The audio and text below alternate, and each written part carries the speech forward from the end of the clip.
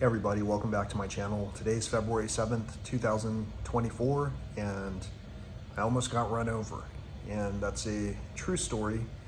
And the way it happened was basically I was taking care of some business. One of the situations involved returning, or not returning, but sending some warranty repair items to Helinox.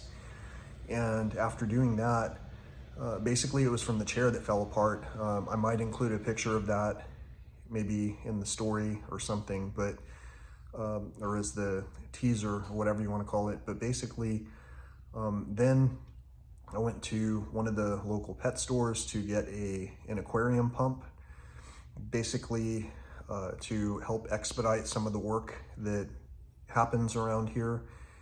And in less than 3 minutes, because I knew exactly where this item was, I walked into the store, got the pump, checked out, walked right back to my car, and there was a large F-250 that was backed into my car. And it wasn't just backed into my car, it was one of those hitches that they have, you know, where you have like 3 or 4 different ball sizes on your hitch with one sticking out. And that whole hitch was pressed into my bumper.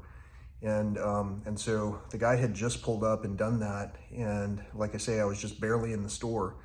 And I walked over to where he was sitting in the car, and he hadn't even stepped out of the car yet. And I told him, hey, you hit my car. And so he proceeded to start the vehicle like as if he was going to drive off.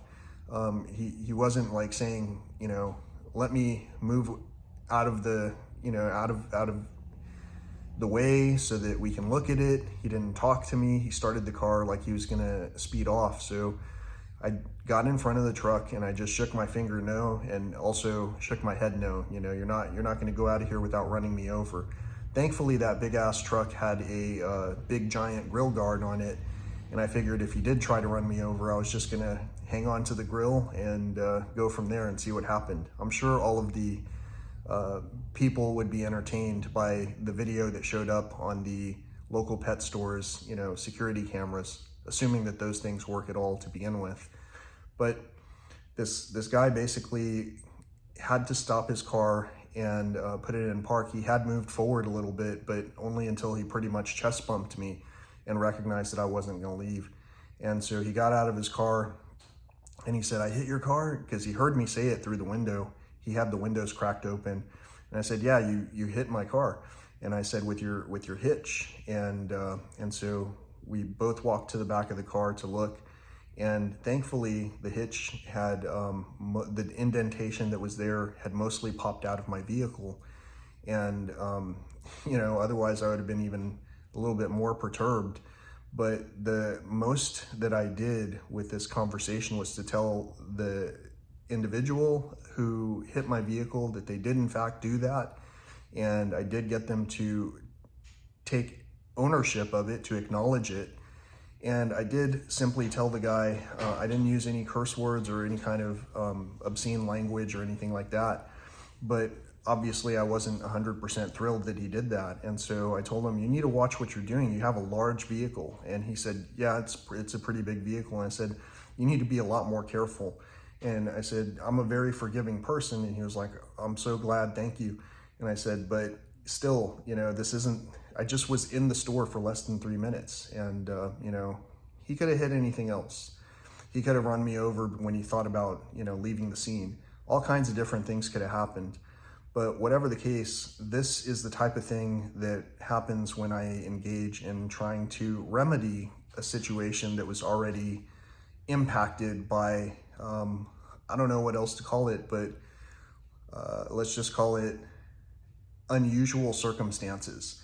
If you look back through the progression of these videos, you'll see a story about me having had my sleeping cot and also another camp item break on me or have an issue. Oh, my air pillow.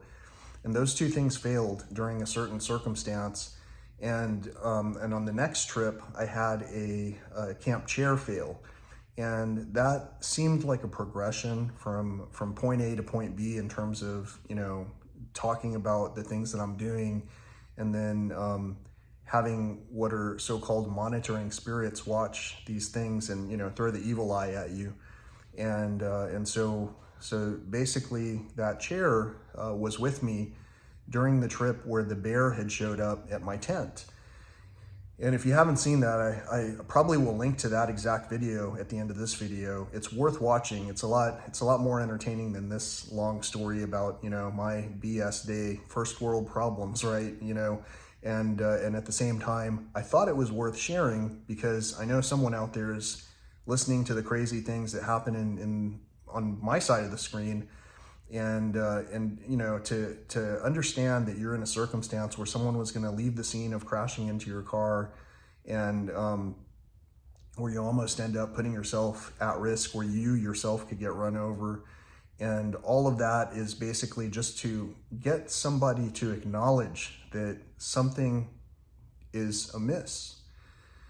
And all of that effort continues to lead me to conversations with, thankfully, lesser versions of the most wicked and vile people. Because this guy, I'm sure he was just terrified because this large gentleman, you know, as beautiful as I might look, walked up to his window and was like a little bit upset. Say, hey, you hit my car. The first thing that he probably wanted to do was get the heck out of there because, you know, who wants to talk with me? But thankfully, I like to talk with people, and I like to at least acknowledge that we're all working towards a certain circumstance together. But I also want it to be extremely recognized that some of us aren't taking responsibility for our actions. And I know that goes across the board, and I myself can't be excluded from some of that. The thing is that unless we know better, we can't really do better.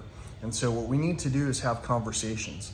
So if it's not up to us, then perhaps it's up to our fathers to begin listening to the circumstances that are going on around us and trying to help us work through this so that we don't get ourselves or people like yourself injured or killed, or having you injure or kill someone else due to panicked decisions.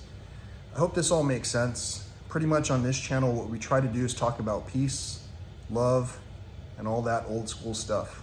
Till next time.